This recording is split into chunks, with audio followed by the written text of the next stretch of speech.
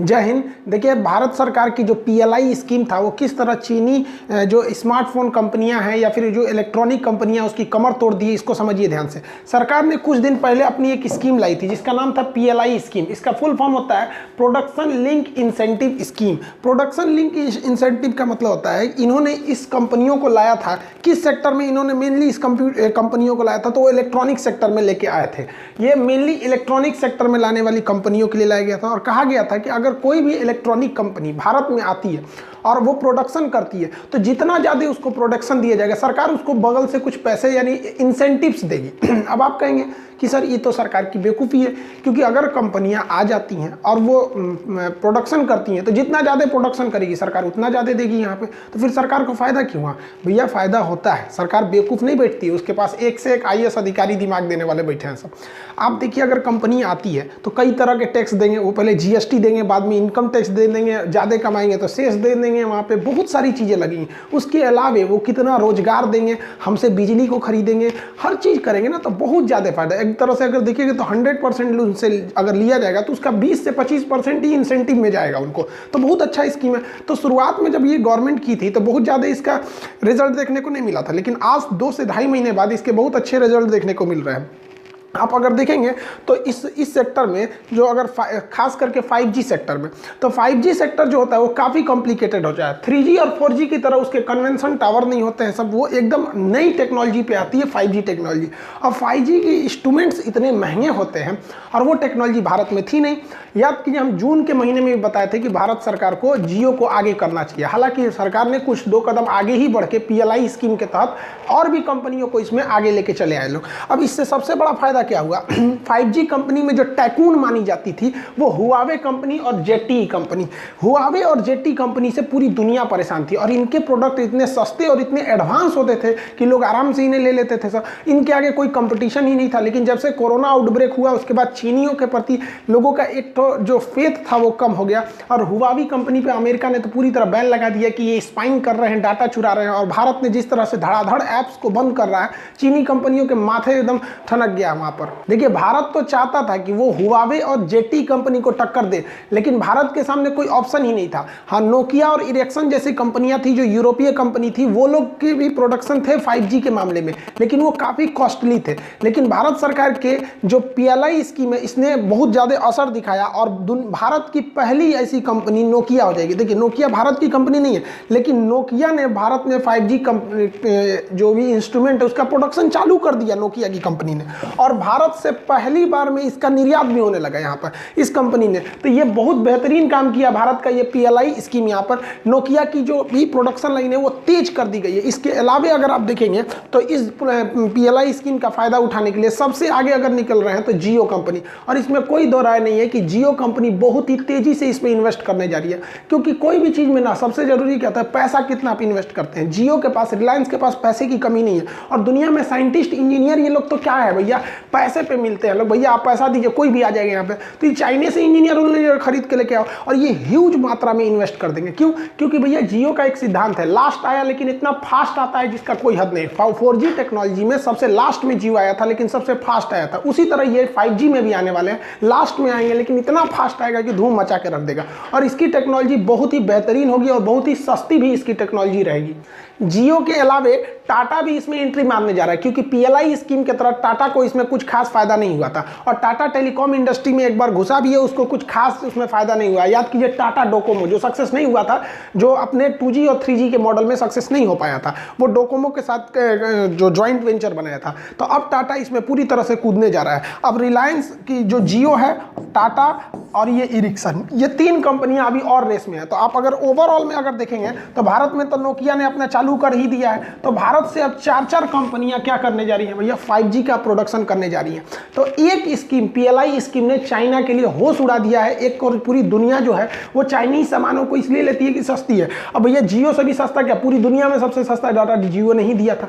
तो अब पूरी दुनिया को विश्वास है कि भाई भारत से भी सस्ता मिलेगा और भरोसेमंद भी मिलेगा। तो ये स्कीम बहुत बेहतरीन काम की और चाइना के लिए सरदर्द बन गया। देखिए, इसी स्कीम का फायदा उठाते हुए कंपनियां सोच रही हैं कि स्मार्टफोन चार्जर का एक बहुत बड़ा मार्केट है जिस पे सबका ध्यान नहीं जाता है। ये $5 बिलियन का मार्केट है, $5 बिलियन। इतना बड़ा मार्केट है और भारत थोड़ा सा अगर इसमें पुश करता है तो पूरी दुनिया का 50% मार्केट कैप्चर कर लेगा भारत, क्योंकि यहाँ पर अब स्मार्टफोन चार्जर बनने की अब एकदम होड़ लग गई है। वियतनाम भी है इसमें, ताइवान भी है, जापान, चाइना भी है, लेकिन अब भारत इसमें जा रहा है। भारत की टारगेट है कि पूरी दुनिया के जो स्मार्टफोन चार्जर का मार्केट है उसका 50% एक्वायर कर लिया जाए, और ये बहुत ईजिली हो सकता है क्योंकि जब से भारत की PLI स्कीम चालू हो गई है अब कंपनियों को डबल फायदा, ज़्यादा प्रोडक्शन करो प्रॉफिट ज़्यादा होगा, तुम ज़्यादा करोगे तो गवर्नमेंट भी तुम्हें अलग से इंसेंटिव भी देगी, तो इससे रोजगार भी आएगा, GDP भी आएगा, और हमारे कंपटीटर के लिए एक तो जो चाइना को कहा जाता था इलेक्ट्रॉनिक हब है, वो धीरे धीरे उससे ये तमगा छीना जाएगा। चाइना को सबसे बड़ा झटका जो दिया वो सैमसंग कंपनी ने दिया। सैमसंग ने तो चाइना से पूरा तरह बोरिया बिस्तरी समेट के भारत में एंट्री मार दिया, और अभी हाल ही में भारत में सैमसंग ने सबसे बड़ा जो इन्वेस्टमेंट किया, लगभग 5,000 करोड़ का इन्वेस्टमेंट कर दिया, और वो स्मार्टफोन के डिस्प्ले के लिए कर दिया।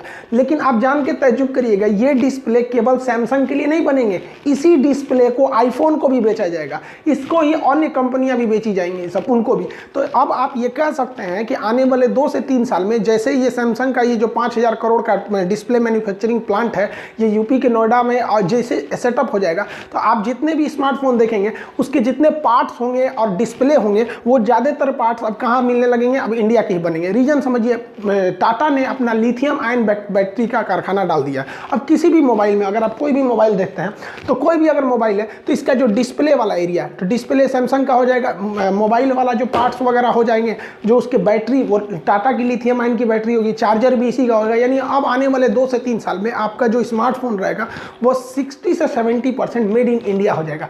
इससे फायदा क्या होगा कि अब विदेशी कंपनियां भी भारत को ऑर्डर देंगी कि भैया हमको भी क्या चाहिए, भाई इसका डिस्प्ले चाहिए, और डिस्प्ले भी भारत से ही जाएगा, और रोजगार भी इससे भारत को बढ़ने वाला है। ये टेंडर जो है ये बेसिकली यूपी के नोएडा में इसको शिफ्ट किया जाएगा। यूपी गवर्नमेंट भी पूरा जोर लगाई है कि ये कैसे भी उनके हाथ से ये ना निकले, लेकिन इसको पूरी तरह सैमसंग मन बना लिया है कि वो भारत में इसको सेटअप करेगा। PLI स्कीम के तहत जो सबसे बड़ा एक ड्रॉबैक है उसको लैपटॉप को शामिल नहीं किया गया। हम तो गवर्नमेंट से कहते हैं इसमें लैपटॉप को भी शामिल कर दिए, क्योंकि पूरी दुनिया में लैपटॉप का सबसे बड़ा मार्केट अगर किसी ने कैप्चर किया हो तो चाइना ने किया है।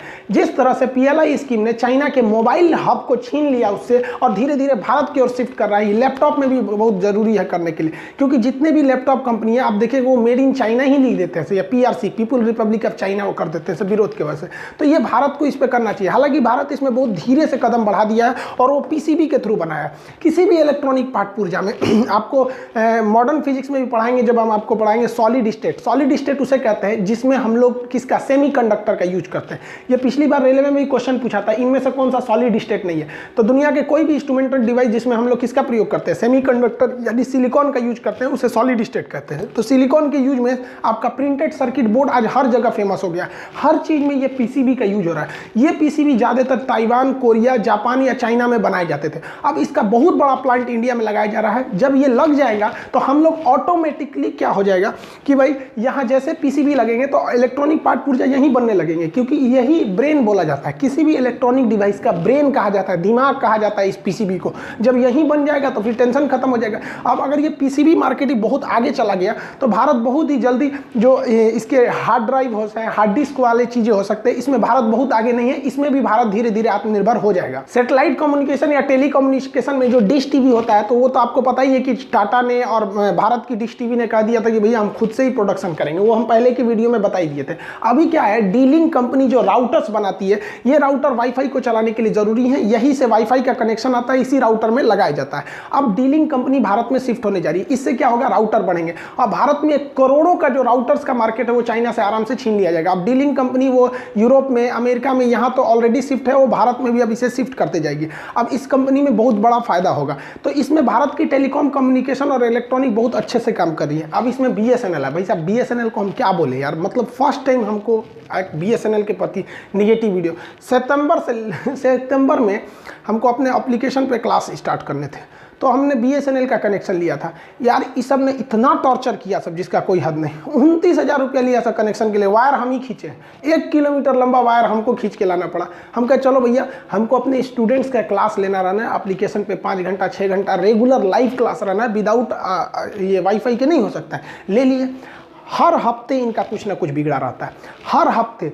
आज 3 महीना टॉलरेट करने के बाद अब डिस्टर्ब हो गया, क्योंकि एग्जाम आ गए हैं दिसंबर में। 28 दिसंबर को एनटीपीसी ने दिया हुआ अपना शेड्यूल कि भैया यहाँ से हम लेना चालू कर लेंगे। वो अलग बात है कि बहुत लंबा एग्जाम का शेड्यूल चलेगा, लेकिन इन लोग का भैया हर हफ्ते कभी कुछ होगा कभी कुछ होगा। या तो फिर कॉल करिए तो आधा आदमी कॉल नहीं उठाता है, कॉल उठाएगा तो क्या करेगा, सर बिगड़ गया है, लखनऊ से बिगड़ा है, कभी नोएडा से बिगड़ा है, कभी गोरखपुर से बिगड़ा है, कभी बिहार का 4 जिला बिगड़ जाएगा। पिछले 2 दिन से इन लोग के 40 जिला में से ये वो मतलब लगभग 30 से 40 जिला में वाईफाई का कनेक्शन छोड़ दिया। सोचो क्लास कहाँ से ले, 1 हफ्ता आप लोग के लिए वीडियो भी नहीं आ पाया था, कहाँ से अपलोड करेंगे। लोग परेशान करके रख दिया सर। ज़्यादा कंप्लेन करेंगे ना तो एक तो वीडियो भेज देगा, सर देखिए ऐसे तार कट गया था, नीचे से खोद रहे थे, 2 दिन लगेगा। अरे यार तुम लोग को 2 दिन लगेगा, यहाँ पे वाईफाई का कनेक्शन टूट गया, रात 2 बजे जैसे भी लगा के खुदवा दो ना। रात 2 बजे किसी को वाईफाई का काम नहीं रहता है। जो आदमी वाईफाई लिया है तुमको समझ में नहीं आता है कि काम के लिए लिया होगा, इसे शौक के लिए गेम खेलने के लिए वाईफाई लेगा कोई। दिमाग खराब करके रख दिया है सब, ये सब BSNL वाला सब। तो कभी कभी अजीब ऐसा लगने लगता है ना कि मोदी जी ठीक है करते हैं, ससुरों को प्राइवेट कर देते हैं। बहुत मन पे चढ़ गया इन सब का, क्या बोले इन सब को समझ में आता है। कनेक्शन क्या है, FTTH करके इन लोग का एक कनेक्शन है जो इधर ले आ गया है यहाँ पर। दिमाग खराब कर दिया इन सबों ने, कुछ खास रिस्पॉन्स नहीं है। SDO को कॉल करो तो फोन नहीं उठाता है, भाई पागल है हम लोग। इनका कनेक्शन का नाम क्या है देख लीजिए, दिखाते हैं FTTH 816E इनका कनेक्शन है। भाई दिमाग खराब करके रख दिया सब इन कनेक्शन वालों ने। खैर चलिए, हम कहते हैं कि भाई BSNL वाले आप इतना टॉर्चर मत कीजिए कि आपके लिए एगो वीडियो बनाना पड़े, क्योंकि लड़के परेशान होते हैं सर। हर हफ्ते इनका एक मैसेज आएगा, आज लिंक फेल है, आज ये फेल है। हमको एप्लीकेशन पर क्लास डिस्टर्ब हो जाता है। लड़कों को लगता है कि सर क्लास नहीं, अरे भाई सर को क्या प्रॉब्लम, हमको पढ़ाने में कुछ जाता है, यहाँ पे कुछ नहीं जाता है पढ़ाने के लिए, है कि नहीं। यहाँ पे अब पढ़ाने में कुछ जाता है तो भाई साहब गूगल YouTube इंडिया ने हमको 8वां रैंक दिया। बहुत बड़ा खुशखबरी मेरे लिए, और आप सबका सपोर्ट, आप सब लोग को धन्यवाद कहते हैं। आप लोग का जो इतना लगाव रहा है इस चैनल से कि आप लोगों ने इस चैनल को 2020 का 8वां रैंक दे दिया। आप देखिए इसमें अगर आप ध्यान दीजिएगा यहाँ पर, तो ये YouTube इंडिया ने कल ट्वीट किया था। ये YouTube इंडिया का ऑफिशियल ट्विटर हैंडल है। पता करने के लिए ऑफिशियल है या नहीं, उसके बगल में देखिएगा एक टिक लगा रहता है ब्लू कलर का, आप यहाँ देख सकते हैं। इन्होंने एक ट्वीट किया, हमको लगा नॉर्मल सा ट्वीट है, हमको ये नहीं लगा यार किसी टीचर को आप टॉप 10 में ला देंगे। हमको तो कभी ये बिलीव ही नहीं हुआ था कि जल्द टीचर लोग का यूट्यूब में कोई खास रैंकिंग नहीं रहता है। सब कैरी मिनाटी हो गए, सब बड़का बड़का हो गया, सब ये सब टाइकून बैठल है, सब हटता ही नहीं है सब आगे से। तो हमको लगा कि नॉर्मल सा ट्वीट होगा। उसने क्या लिखा था, they kept our spirit ups and they are rising up up and up, meet the top breakout creators of 2020। यहाँ पर इसमें मेरी रैंकिंग 8 नंबर थी। ये ट्विटर इंडिया का, आपका YouTube इंडिया का ऑफिशियल ट्विटर अकाउंट है, आप इसे जाके सर्च भी कर सकते हैं, बहुत से लोगों ने देखा होगा। इसमें इन्होंने ट्वीट जो किया था, आप देखिए यहाँ पर ऑफिशियल ट्विटर है, यहाँ पर 1 नंबर पे इन्होंने कैरी मिनाटी को रखा था। भाई साहब उस कैरी मिनाटी इंटरटेनमेंट वाले उन सबको, हम लोग टीचर के बस का है नहीं था। हमको बिलीव नहीं था यार कि हमारे जैसे टीचर को, ऐसे सादा रहने वाले लोग को ये टॉप 8वें नंबर पर लेके चलाएगा। इसमें मेरा नंबर खान सर पटना, जो बड़ा खुशी हुआ कि जब तक लॉकडाउन नहीं था या कोरोना नहीं था तो हम पटना में ही पढ़ाते थे, तो वहाँ के लड़कों को हर समस्या को आदमी सुनते रहता। वहाँ के लड़के पसंद किया करते थे, भाई सर आज बड़ा पढ़ा देते हैं। अब YouTube ने पूरे भैया 8वां नंबर दिया।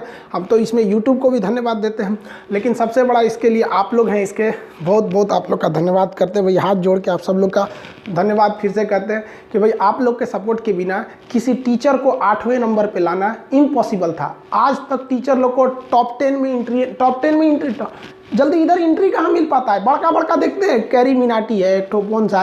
खैर YouTube इंडिया ने जो 8वीं रैंकिंग दी वो अलग बात, आप लोग का इस पर धन्यवाद। इसके अलावा आप स्टूडेंट्स के लिए एक तरह का आप कमिए, आपके लिए एक गिफ्ट है ये बुक। आप ध्यान दीजिएगा, ये बुक आपको एक अलग टाइप का लगेगा। आपको 11,000 क्वेश्चन इसमें railway, NTPC, group D, ASM जितने भी एग्जाम होते हैं उसमें 11,000 सेलेक्टिव क्वेश्चन।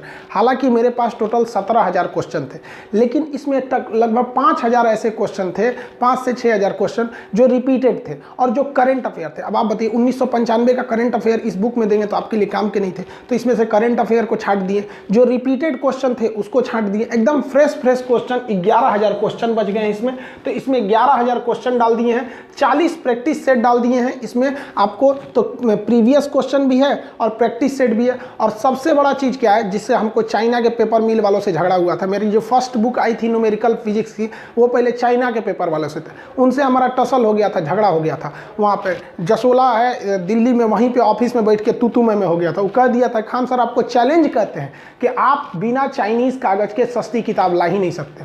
तो हम आज भी ओपन चैलेंज करते हैं चाइनीज़ कंपनी वालों लोग को कि भले कागज़ का खोज तुमने किया है, देख लो भाई साहब 632 पेज की ये किताब है, 632 पेज की किताब, और इसको महज 149 रुपये में, इससे सस्ता पॉसिबल ही नहीं है।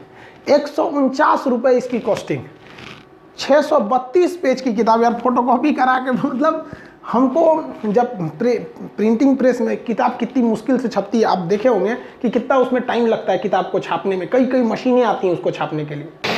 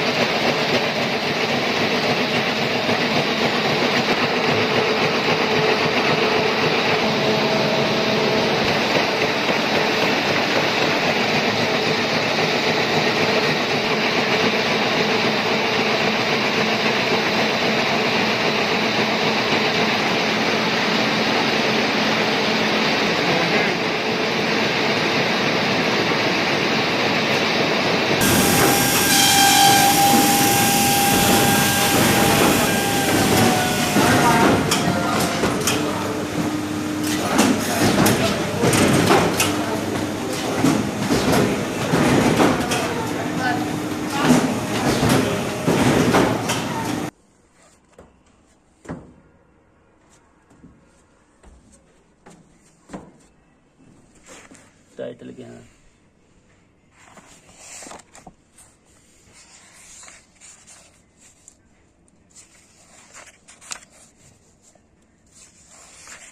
तो आज ये किताब फाइनली छप के निकल गई।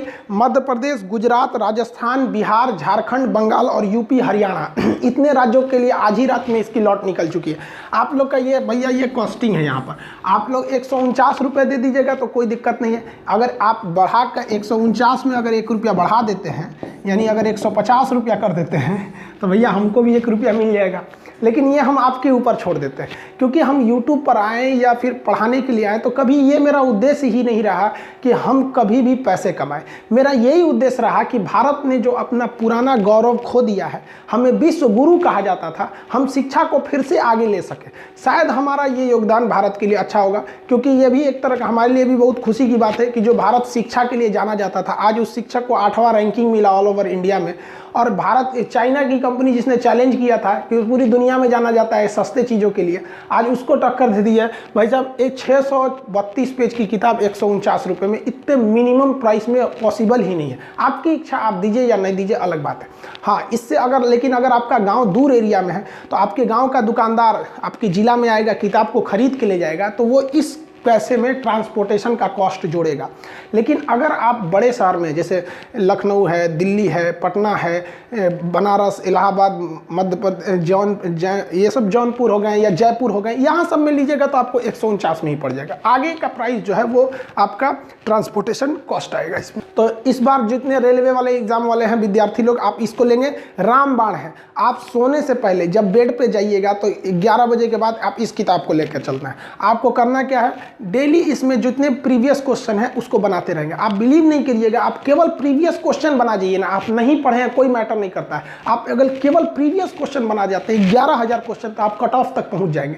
प्रैक्टिस रन बनाएंगे और थोड़ा आगे निकल जाएंगे।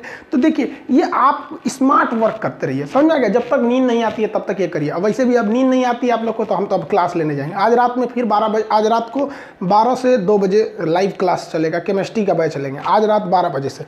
और अभी फिर लेने ही जा रहे हैं, फिर थोड़ा सा 1 घंटा गैप देंगे, फिर आप 12 बजे से लेंगे। जितने लोग को इन्फॉर्मेशन नहीं था उनको इन्फॉर्म कर देंगे कि 12 बजे वाला भी क्लास आज केमिस्ट्री वाला लेंगे। मिलेंगे नेक्स्ट क्लास में। जय हिंद।